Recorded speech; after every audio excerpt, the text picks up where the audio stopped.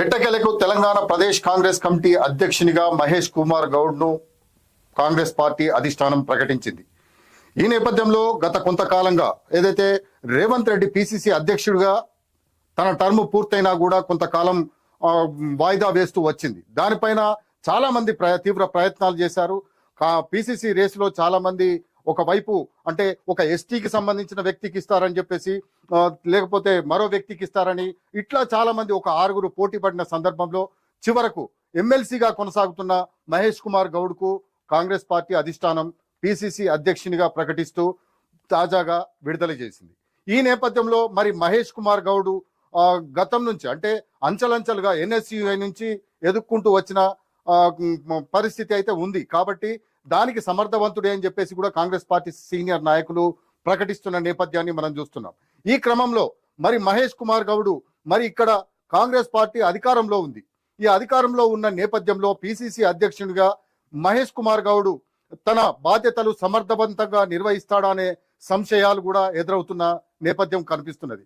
అంతేకాకుండా మహేష్ కుమార్ గౌడ్ కు PCC chief గా ప్రకటించిన వెంటనే మరి అనేక సవాళ్లు ఎదురయ్యే అవకాశాలు అయితే స్పష్టంగా కనిపిస్తున్నాయి. ఎందుకంటే ఇక్కడ ప్రస్తుతం కాంగ్రెస్ పార్టీ అధికారంలోకి అంటే గత కొన్ని సంవత్సరాలుగా అధికారంలో లేని కాంగ్రెస్ పార్టీ అధికారంలోకి వచ్చిన నేపథ్యంలో ఇప్పుడు మహేష్ కుమార్ గౌడ్ అయితే అనేక సవాళ్లను ఎదుర్కొనే పరిస్థితిని మనం చూడబోతున్నాం. అయితే ఈ క్రమంలో రేవంత్ రెడ్డి ఏదైతే తాను పిసిసి అధ్యక్షుడిగా ఎన్నికైన తర్వాత అనేక మంది నాయకులను సమర్థవంతంగా మండల స్థాయి నుంచి రాష్ట్ర స్థాయి వరకు ఇటు సీనియర్లను కూడా సమర్థవంతంగా కలుపుకుంటూ ఒక సమన్వయం చేసుకుంటూ ముందుకు వెళ్ళిన పరిస్థితి అయితే మనం చూసాం.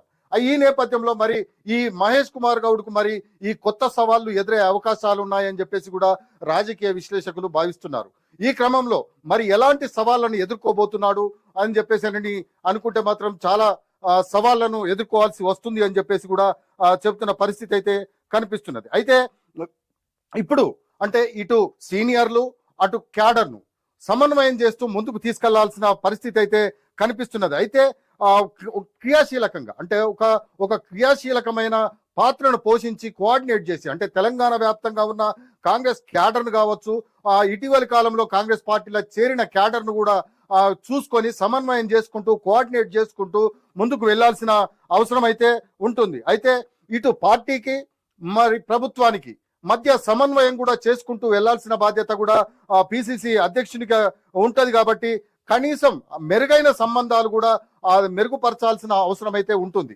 అయితే ఈ క్రమంలో అత్యంత సమర్థవంతమైన బాధ్యతను మహేష్ కుమార్ గౌడ్ కు అప్పగించిన నేపథ్యంలో మరి ఈ సమన్వయం చేసుకుంటూ వెళ్తాడా అనేది కూడా ఒక సవాలుగా చెబుతున్న పరిస్థితి అయితే కనిపిస్తున్నది. అంతేకాకుండా ప్రభుత్వంలోని మంత్రులు అటు ఎమ్మెల్యేలు ఎంపీలు నామినేటెడ్ పోస్టులలో కొనసాగుతున్న నాయకులు వీళ్ళందరినీ సమన్వయం చేసుకుంటూ మరి పార్టీ కార్యక్రమాలలో కూడా ఇన్వాల్వ్ చేయాల్సిన పరిస్థితి అయితే కూడా ఉంటది.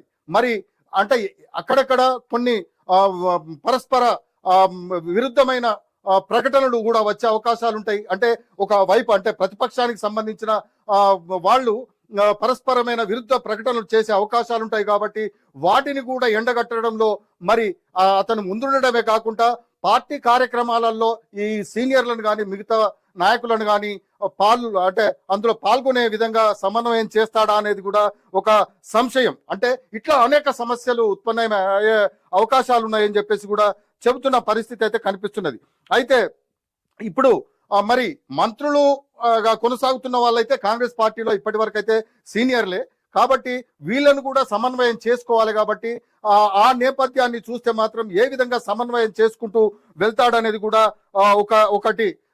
ఒక ప్రశ్నగా మిగులుతున్న పరిస్థితి అయితే కనిపిస్తున్నది. అయితే ప్రస్తుతం మరి పార్టీ అధికారంలో ఉంది కాబట్టి ఖచ్చితంగా కాంగ్రెస్ పార్టీ వైపు చాలా మంది ఆకర్షితులవుతున్న నేపథ్యాన్ని అయితే మనం చూస్తున్నాం. కాబట్టి ఇటు మండల స్థాయి నుంచి గ్రామ స్థాయి నుంచి మండల స్థాయి నుంచి నియోజకవర్గ స్థాయి నుంచి జిల్లా స్థాయి నుంచి రాష్ట్ర అంటే కమిటీల ప్రక్షాళన కూడా అవసరమని కూడా ఒక చర్చ కూడా కొనసాగుతున్నది. కాబట్టి కమిటీల ప్రక్షాళన చేస్తే ఏ విధంగా ఉంటుంది అనేది అంటే ఆ ప్రక్షాళన కూడా ఒక సవాల్ ఎదురయ్యే అవకాశాలు అయితే మనం స్పష్టంగా చూడవచ్చు. ఎందుకంటే ఏదైతే కమిటీలు ఏర్పాటు చేస్తున్న నేపథ్యంలో అక్కడున్న సీనియర్ నాయకుల అభిప్రాయాలు కావచ్చు, ఎమ్మెల్యేలు నామినేటెడ్ తర్వాత ఎంపీల జిల్లా అధ్యక్షుల అభిప్రాయాలను కూడా తీసుకోవాల్సి ఉంటుంది కాబట్టి మరి ఆ దిశగా మరి ప్రక్షాళన చేస్తారా, పాత కమిటీలనే కొనసాగిస్తారా అని చెప్పేసి అనుకుంటున్న నేపథ్యాన్ని మనం చూస్తున్న క్రమం ఉంది. అయితే ఈ క్రమంలోనే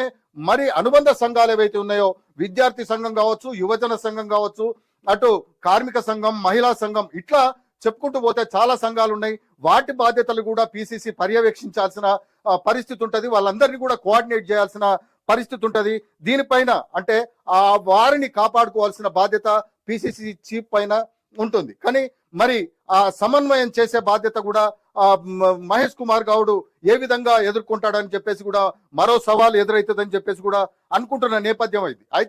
అయితే పిసిసి అధ్యక్షుడిగా మహేష్ కుమార్ గౌడ్ సమర్థవంతుడే అని చెప్పేసి సీనియర్లు కూడా అభిప్రాయపడుతున్న నేపథ్యంలో ఈ సవాళ్ళు అయితే ఎదురైతాయని చెప్పేసి కూడా భావిస్తున్న పరిస్థితి అయితే కనిపిస్తున్నది. అయితే దీంతో పాటు ప్రస్తుతం తెలంగాణలో స్థానిక సంస్థల ఎన్నికలు కూడా ప్రస్తుత కొత్త పిసిసి అధ్యక్షుడికి బిగ్ టాస్క్ గా మిగిలిపోనున్నది.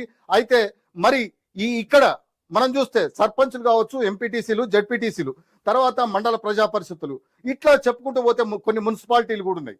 ఈ క్రమంలో ఎంపిక కూడా అక్కడ స్థానిక నాయకులు కావచ్చు, లేకపోతే ఎమ్మెల్యేలు, ఎంపీలు, జిల్లా అధ్యక్షులు, పార్టీ అంటే ప్రభుత్వం పార్టీ సమన్వయం చేసుకుంటూ ఎంపిక కూడా ఒక కష్టతరంగా మారే పరిస్థితి ఉంది. ఎందుకంటే సిఫార్సులు చేసే సంస్కృతి అయితే కాంగ్రెస్ పార్టీలో ఉంటుంది కాబట్టి ఎవరిని నొప్పించినా కూడా కొంత ఇబ్బంది కలుగుతుంది. కాబట్టి కూడా ఇది స్థానిక సంస్థల ఎన్నికలు కూడా మహేష్ కుమార్ గౌడ్ కు ఒక బిగ్ టాస్క్ గా మిగిలే అవకాశాలు ఉన్నాయి.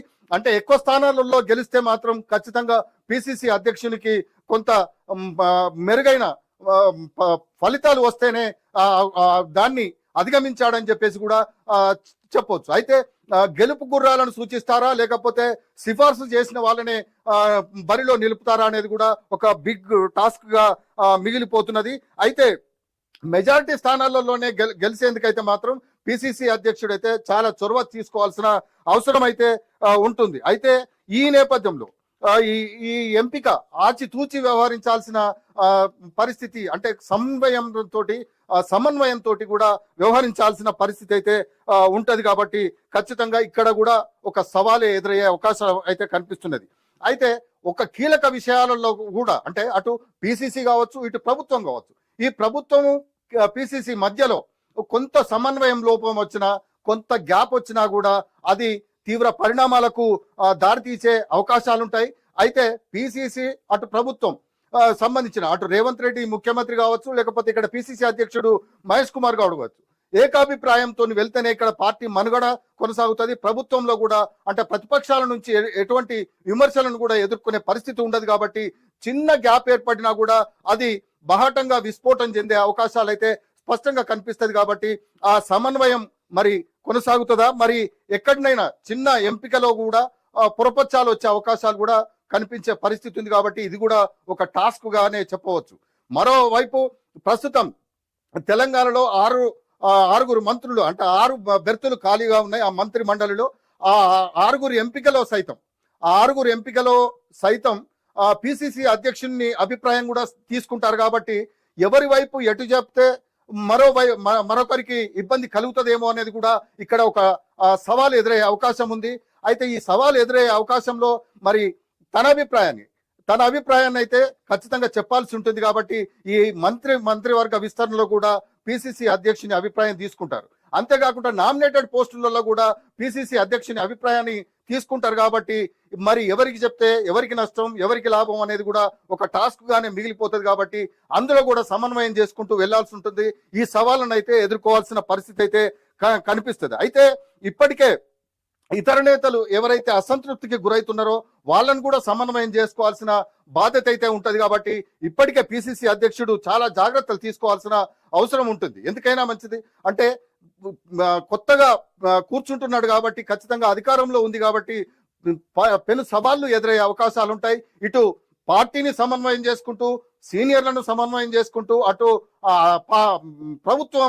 ప్రభుత్వంతో ఏకాభిప్రాయంతో వెళ్తూ ముందుకు సాగుతున్న నేపథ్యంలో ఇటు ప్రతిపక్ష పార్టీలను ఇక్కడ తెలంగాణలో సంబంధించి మనం చూసుకుంటే అటు భారతీయ జనతా పార్టీ కావచ్చు, ఇటు బీఆర్ఎస్ కావచ్చు, మిగతా పార్టీలు కావచ్చు, వాళ్ళ సవాళ్ళను కూడా వాళ్ళు చేసే విమర్శలను కావచ్చు, వాళ్ళు చేసే ఆరోపణలను కూడా గట్టిగా తిప్పికొట్టే పరిస్థితి, ఆ సవాళ్ళను అయితే ఎదుర్కొనే పరిస్థితి ప్రస్తుత కొత్త పిసిసి అధ్యక్షునికి ఉంది అని చెప్పేసి కూడా మనం చెప్పవచ్చు. ఈ క్రమంలో మరి ఖచ్చితంగా వీటన్నిటిని అధిగమించి సమర్థవంతంగా విజయం సాధిస్తాడా లేదా అనేది కూడా మనం వేచి చూడాలి. అంతేకాకుండా రేపు రాబోయే స్థానిక సంస్థల ఎన్నికలలో తనదైన శైలిలో తన మార్కును చూపించుకొని అధిష్టానం వద్ద మార్కులు కొడతాడా లేదా ఈ జాగ్రత్తలని తీసుకొని ముందుకు వెళ్తాడా మనం వేచి చూడాల్సిన అవసరం ఎంతైనా ఉంది.